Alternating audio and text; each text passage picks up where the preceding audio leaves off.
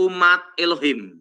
Dikatakan mantra. Mantra ini bisa tentang ilmu gaib, ilmu mistik, atau kekuatan-kekuatan mantra, ucapan-ucapan mantra untuk menyerang orang percaya. Nah, tanungan itu adalah bisa tentang kutuk, namanya kutuk sumpah serapah. Alkitab berkata tidak ada mantra dan tanungan yang mempan terhadap Israel. Kenapa? Ingat saudara, karena di dalam diri kita ada roh Tuhan, roh kudus. Roh yang ada dalam diri kita lebih besar melebihi roh yang ada di dalam dunia. Nah, saudara, kalau kita percaya Tuhan Yesus, percaya dan beriman, itu tidak bisa kena santet atau mantra atau tenungan. Karena apa? Karena kita punya posisi. Kita layak memanggil Tuhan Elohim sebagai Bapa. Amin. Dan kalau kita anak, kita pasti punya posisi. Nah, saudara, kita punya namanya posisi. Posisinya gimana? Seorang anak beda dengan seorang posisi terpenting dalam keluarga. Alkitab berkata kita punya posisi sebagai anak-anak Elohim. Nah, posisinya apa? Di atas setan. Jadi kalau kita percaya Tuhan Yesus, itu tidak bisa dimantrai, tidak bisa ditenung, diguna-gunai. Karena posisinya di atas setan. Maka disebut di Alkitab, disebut namanya anak-anak Elohim. Nah, kalau orang yang tidak percaya, tidak dalam Tuhan, itu posisi di bawah setan. Sehingga bisa disantet, bisa dimantrai, bisa diguna-gunai. Kenapa? Karena posisi di bawah setan. Nah, saudara yang kasih dalam Tuhan adalah anak, kita adalah ahli waris. Nah, Pak, apakah orang Kristen semua tidak bisa disantet? Bisa kena. Kalau ada dosa mengikat. Ingat saudara. Untuk percaya ini percaya dan beriman. Artinya mengikuti firman-Nya dan perintah-perintahnya. Nah, orang Kristen bisa kena kalau ada dosa mengikat. Pertama adalah perzinahan. Ingat saudara, perzinahan. Orang kalau berzina bukan lagi dua tapi satu. Itu mencemari roh.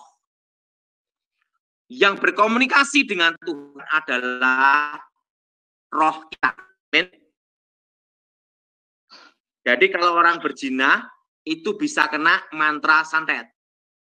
Nah, yang tidak bisa kena itu adalah yang hidup dalam Tuhan, percaya dan beriman.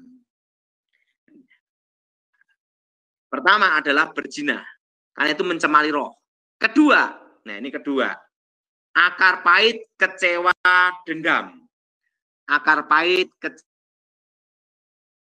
kecewa, dendam, itu paling mudah kena mantra santet. Kenapa? Itu dosa mengikat. Nah, makanya sering kita melayani orang yang akar pahit, kecewa, dendam, dibimbing, didoain pelepasan, terjadi manifestasi roh jahat, kerasukan. Yang kedua adalah ini saudara, dosa mengikat kedua adalah ini, akar pahit, kecewa, dendam. Alkitab berkata, kalau engkau mengampuni, Bapamu pun mengampuni. Kalau kamu tidak mengampuni, Bapamu pun tidak mengampuni. Pengampunan adalah kunci pemulihan. Amin. Yang kedua. Yang ketiga, ada lagi nih, ketiga. Ngalamun. Ngalamun itu juga dosa mengikat. Kenapa? Happy dengan dirinya sendiri. Betul? Makanya orang ngelamun gini, namanya on. Nah, bisa kesurupan, kalau suka ngalamun terus. Nah, itu termasuk apa? Dosa mengikat, menikmati fantasi. Betul? Jadi makanya banyak kejadian orang ngalamun itu mudah kena ilmu hitam. Nah, yang ketiga ini. Jadi yang keempat, merokok. Itu mengikat. Memang di Alkitab tidak tertulis dilarang merokok. Tapi di pom bensin ada. Nah, itu kan ikatan. Perhatiin, orang kalau pakai ilmu gendam, rokok dulu, tiup, bus, korbannya menghirup, kena. Nah, memang di Alkitab tidak tertulis kalau ingin aman dari ilmu santet, ilmu hitam, berhentilah merokok, itu aja. Nah, ini karena itu telah. Yang ketiga, nah, merokok. Nah, yang keempat ya, jadi merompat. Nah, kelima, nah ini yang kelima nih saudara. Nah, orang yang megang jimat atau manggil-manggil roh, arwah-arwah, atau hubungan dengan okultisme, komunikasi dengan roh, itu dosa yang mengikat. Nah, itu 5 hal ini bisa membuat orang Kristen kena ilmu hitam atau santet. Selama 5 ini tidak ada, aman saudara. Kenapa?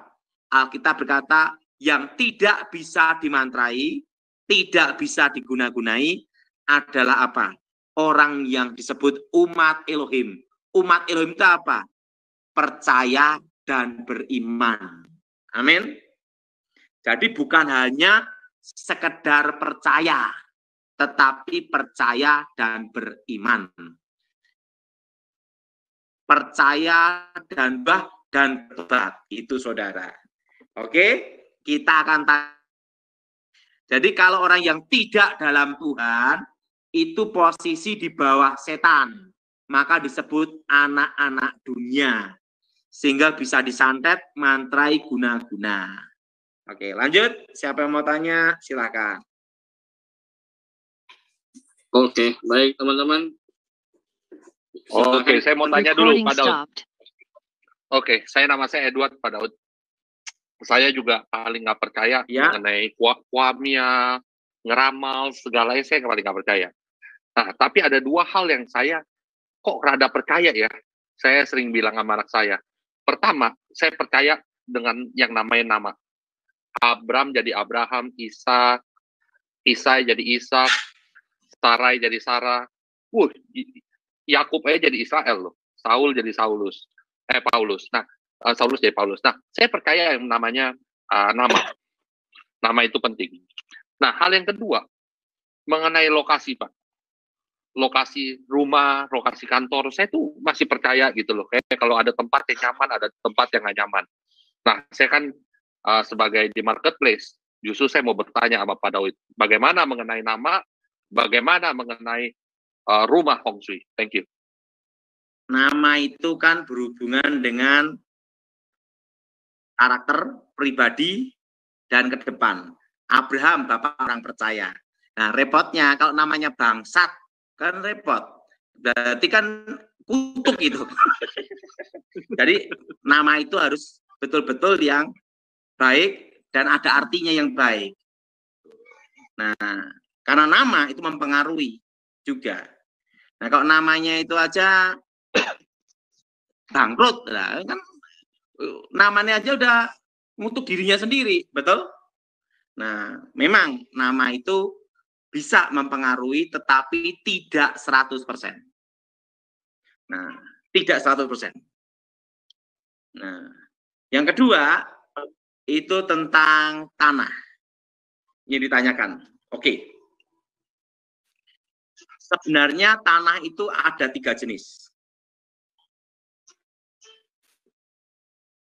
Kalau ada kutub, pasti ada berkat. Betul? Pertama, itu adalah tanah kutukan. Nah, tanah kutukan itu berhubungan tanah yang pernah terjadi pembunuhan. Orang bunuh diri, atau ribut warisan, sumpah-sumpahan. Nah, setelah itu tempat kecelakaan mati. tanah itu menjadi tanah kutuk. Biasanya kalau itu ditempatin orang tinggal di situ, itu banyak musibah, sial, bangkrut, atau rumah tangga pecah. Nah ini. Namanya itu tanah kutuk. Yang kedua, ada tanah yang namanya itu tanah hoki. Nah, tanah hoki itu, di mana tanah itu tidak pernah terjadi pembunuhan, pembantaian, maupun sumpah serapah. Artinya tanah itu, makanya gini ya, ada satu tempatnya restorannya kecil gitu ya, tapi ramai sekali. Itu belum tentu karena pesugihan, belum tentu. Bisa itu loh Kak, tanahnya itu. Nah, tetapi coba restorannya pindah, belum tentu ramai, sepi. Nah, kalau ada tanah kutukan, pasti ada tanah hoki. Betul nggak? Tanah berkat. Nah, tetapi untuk nyari tanah seperti ini, itu susah. Nah, nggak usah banyak-banyak. Misalnya ya, tokonya biasa, ramai sekali.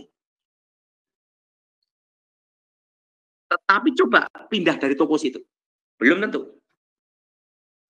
Nah, ada namanya ini. Tetapi itu tanah itu artinya belum pernah terjadi pertumpahan darah. Belum ada kutukan. Nah, yang ketiga. Tanah netral. Ya tidak ada setannya, ya tidak ada berkatnya. Kamu biasa itu. Nah, jadi memang ada 3 jenis. Nah, tapi ingat, kalau kita orang Kristen, orang percaya, tanah kutukan pun bisa diubah jadi berkat dengan darah Yesus. Oke, Pak Edward, gimana Pak Edward? Ya, terima kasih Pak Daud. Terima kasih penjelasannya. Malam Pak Daud. Ya, lanjut. Erwan, Pak Daud. Pak, aku mau ikut nanya Pak Daud. Ya, lanjut.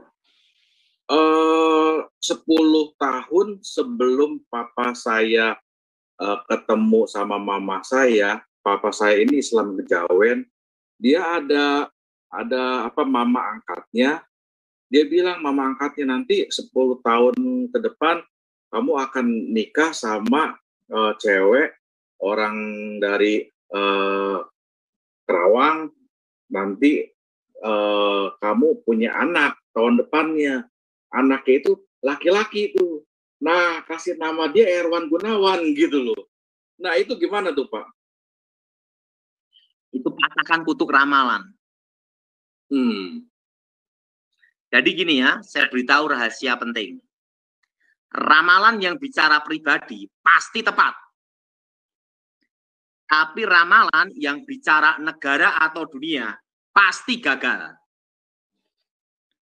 Pada waktu orang datang ke tukang ramal, itu namanya selalu hubungan dengan roh orang mati, maka setan akan merekayasa melakukan seperti kata dukun itu, tukang ramal itu, supaya terjadi. Nah, setelah terjadi, kutuk berjalan. Ramalan negara atau dunia pasti gagal. Kenapa gagal? Karena tidak semua manusia yang ada di negara itu atau dunia menyerahkan dirinya ke setan. Contohnya ramalan Noto Negoro, No Soekarno, To Soeharto, Negoro, jadi Gus Dur, Megawati, SBY. Ramalan tahun 2000 jam 00 tidak terjadi. Jadi ramalan yang bicara negara atau dunia pasti gagal. Nah, ramalan secara pribadi itu tepat kenapa? Karena setan merekayasa supaya itu terjadi. Supaya kutuk itu berjalan. Kutuknya apa? Ingat, banyak sekali kutuk. Sakit penyakit, rumah tangga hancur. Nah, makanya saudara yang diramal, patahkan kutuk, namanya kutuk ramalan demi nama Yesus. Pak Irwan Gunawan tadi, patahkan kutuk demi nama Yesus. Amin. Oke. Thank you. Baik, Oke, lanjut. Ya, izin saya pengen nanya. Oh ya, sorry. Misalnya Pak, kalau kita kan percaya sama Yesus ya Pak, itu di rumah kita itu ada semacam kayak meja abu gitu ya Pak, ataupun kita percaya sama patung-patung, maksudnya pakai perantara kan, di luar Yesus Pak. Ya kita jangan sebutin nama yang lain ya Pak, dengan ya maksudnya percaya perantara pada Yesus satu-satunya jalan itu, apakah ada pengaruhnya bagi kehidupan iman kita? Terus kedua itu saya pengen nanya, saya kan usaha itu sering mengalami satu jatuh bangun pakai garas, sedangkan teman saya selalu berhasil. Terus kadang-kadang saya pernah beli satu alat namanya amulet itu, tapi dia percaya sama Tuhan juga Pak. Nah itu dengan beli alat ternyata berhasil. Apakah kita tetap gitu Pak sebagai orang Kristen, kalau dia mengilhami bahwa dia percaya sama Tuhan juga dengan memakai benda itu, kita itu bisa ditolong gitu. Nah bagaimana menurut tanggapan Pak Daud? Masih. Kalau kita itu percaya dengan hal-hal berhubungan itu berhubungan dengan jimat, berhubungan dengan benda-benda yang punya kekuatan gaib, itu tidak boleh ada di rumah kita, karena itu ada kutuk namanya. Nah, kadang tuh banyak orang kan ingin ngambil jalan pintas, jalan yang dikira lurus ujungnya maut. Jadi itu ada kutuknya. Jadi kalau di rumah kita itu ada hal seperti itu, harus dibuang, disingkirkan. Nah, yang kedua, Pak, misalnya saya ini anak, rumah saya bapak ibu masih terlibat okultisme, gimana Pak? Kan gitu. Nah, untuk melindungi saudara, kamar saudara dikasih minyak urapan demi nama Yesus, dibentengi demi nama Yesus. Nah, kalau di situ ada pusaka, tempat penyimpanannya, kasih minyak urapan juga dengan tanda nama Yesus, supaya kekuatannya tidak berfungsi. Jelas? Supaya kekuatannya tidak berfungsi. Nah, kan kita kadang tidak bisa maksa orang tua kita. Betul? Nah, tetapi minimal kekuatannya tidak berfungsi. Nah, itu dikasih minyak urapan dan doa darah Yesus demi nama Yesus. Amin. Oke, lanjut.